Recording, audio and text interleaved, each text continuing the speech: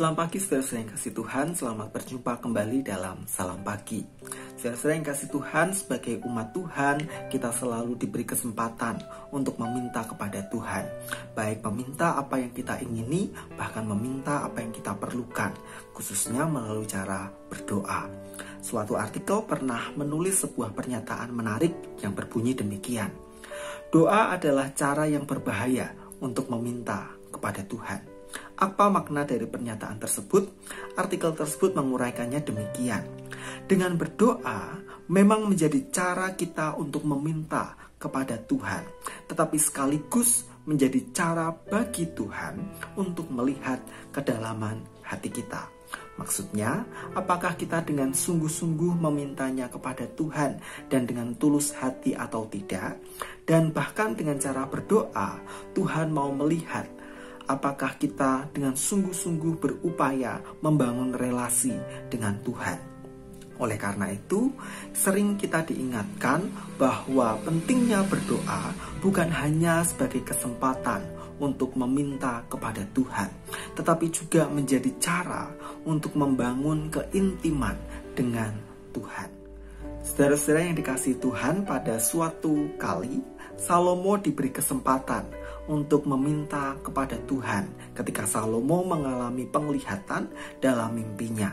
Dalam kesempatan itu, Salomo tidak meminta kepada Tuhan umur panjang, kejayaan, atau bahkan kemenangan atas musuh-musuhnya. Lalu apa yang diminta oleh Salomo? 1 Raja-Raja pasal 3 ayat 9 mencatat demikian. Maka berikanlah kepada hambamu ini hati yang faham menimbang perkara, untuk menghakimi umatmu dengan dapat membedakan antara yang baik dan yang jahat. Sebab siapakah yang sanggup menghakimi umatmu yang sangat besar ini?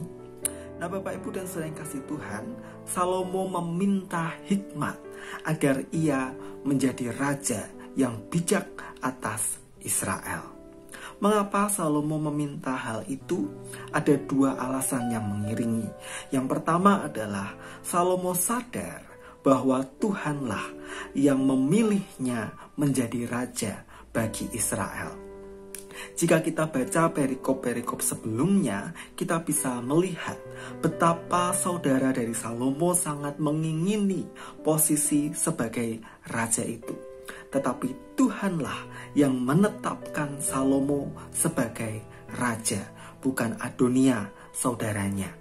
Lalu alasan yang kedua adalah Salomo sadar bahwa tantangan untuk mengerjakan tugas sebagai raja tidaklah mudah. Apalagi yang dihadapi adalah umat Israel. Oleh karena itu, Salomo meminta hikmat agar ia dapat mengerjakan tugasnya dalam memimpin Israel dengan bijaksana. Dari sini kita belajar pentingnya kita meminta apa yang sungguh-sungguh kita perlukan kepada Tuhan dengan kerendahan hati. Tuhan Allah yang mendengar permintaan Salomo memberikan tepat seperti yang Salomo minta, karena Tuhan melihat kerendahan hati Salomo. Bahkan Tuhan menambah-nambahkan segala sesuatu yang tidak Salomo minta.